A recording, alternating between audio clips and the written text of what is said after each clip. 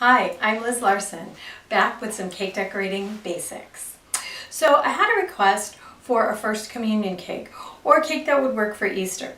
So it's perfect timing, spring's coming. So today we're going to do a cross cake with calla lilies and a stargazer lily. Let's get started. We're going to start with the design, the spray on the top of the cross. And I just want to show that sometimes I actually sketch them out so I know where my placement is and how many flowers ahead of time. I encourage you to do that. It's a great way to lay out your design before you get started. So I've got a bag here just full of some green, just cut to a number 4 tip. And what I want to do is lay out the basic design here. What I'm going to do is start with a loose S. So I'm going to start in this corner and just drop my line, move to the other corner and back this way to create a loose S. That's basically my design. I want this to be the center of my design. It's really important to decide where your center is. Next, I've got my green. And I've got a number 352 leaf tip in here, but you could actually cut a parchment to get the same thing. You see, it's just a V. This is the foliage for my stargazers and my callas. So they're the foliage you see that's a long strip. So basically what I'm going to do is follow this line. I've got my bag stripped, so I've got some variegation of color. And I'm going to pull away from myself here to get that one. Make sure you get a nice tip on there. So there's my base. I want to pull out from there. And my next leaves are going to be progressively shorter and angle away. But I want to follow my same line. We'll do the same on this side. Now, if you're not so good at piping away from yourself, just simply turn your cake towards yourself. In fact, I would really recommend doing that. Okay? So now we've got our basic spray down. We want to pull a couple out to the other side, this way, and this. Now, we want to continue the theme of our cross and come out to the side. And this side. This is going to balance our spray and give a base for under our stargazer. Now, I'm going to leave it here with the leaves, but you can actually add a lot more if you wish. Okay, I've got my green bag again. And I want to just pull a couple more strands out this way with this, because I'm going to add some Lily of the Valley in here, and I want those down beforehand. So one there, maybe one here for balance, and maybe one here. Now don't be afraid to go on top of your foliage there, because we're building layers and layers. Next, we're going to do our callas. I'm going to start with my callas, and I want to mark them. So I want my tallest one here, my next one here, and my next one here. I'm going to mark on this side, again, tallest one here. We're working in 3s, which gives us nice balance. Okay. Now before I start my callas, I want to do just these quick Lily of the Valley, which is just a little C shape there.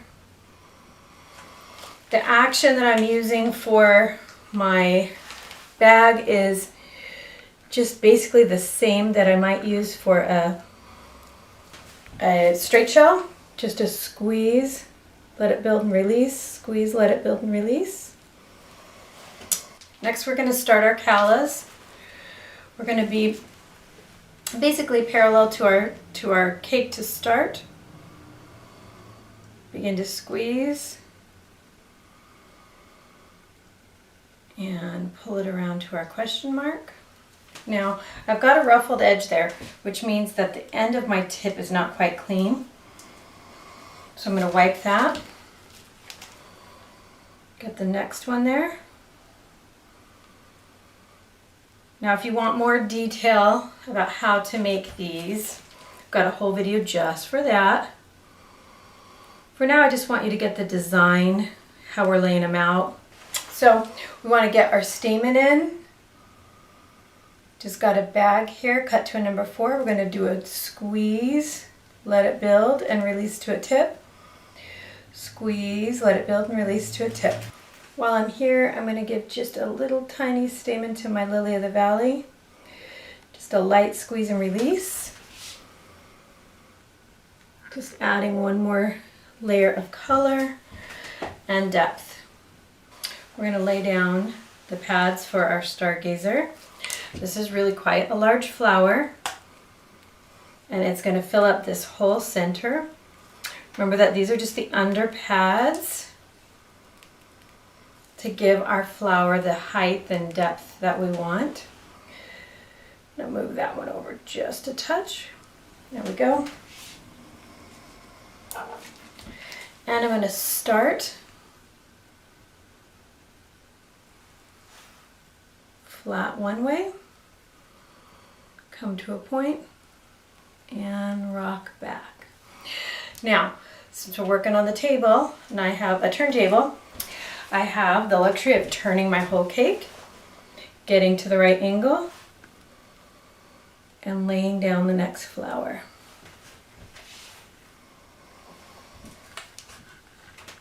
Actually, the next petal. And I'm starting to get the nice striping that I want, which is good. And there we go. There are 3 base petals. We'll move in and do the next 3.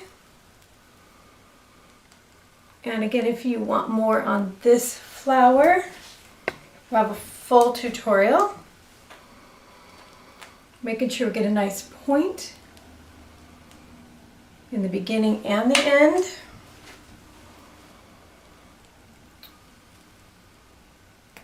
And there we go. There are the petals for our stargazer. So I've got my skewer, a very sharp skewer, just dipping it here in the color. And I'm going to give my stargazer the freckles here. You can also use a very fine paintbrush if you want to. You can even thin down the color if you wish. I just like to do it this way. It's fast and easy, and I don't have to look for a paintbrush. I know I have one here somewhere. I just have no idea where. And there we go. There are freckles on our stargazer. So next, I want to pull the stamen with my yellow. It's just squeeze, build, and release. You can get them nice and tall. You can do either 3 or 5, and I'm going to do just 3 here. And there you go. There's your stamen. Next, I want to get in here and finish up my callas. I want to put, this is just the base of the stem. It also rounds out this question mark. It's a squeeze and let it build. Let it build and come down. You're just giving it a stem. Now, this cake could also be done without the stargazer and just a bouquet of callas, which would be very pretty. Lots of occasions that would be good for.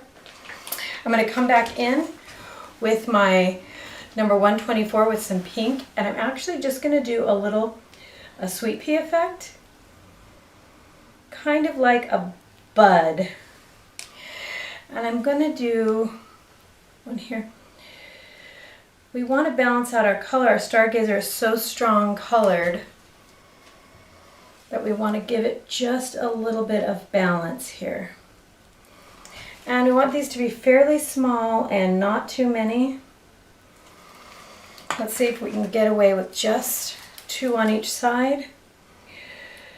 I'm going to bring the green up the back.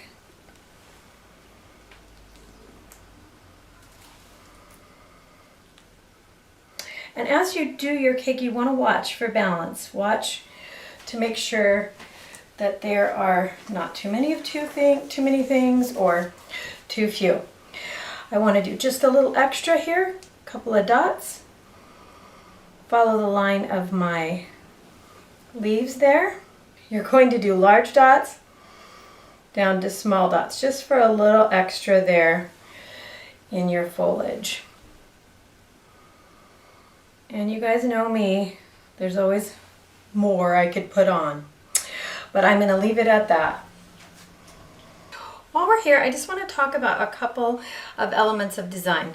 Of course, this could be done, the same design could be done with roses or any of the flowers that you actually know how to do. And of course, we could add things to the side or more around, but usually for these cakes, we want to go with a little bit sleeker, a little bit more simple design. A little less is more generally on a cross cake.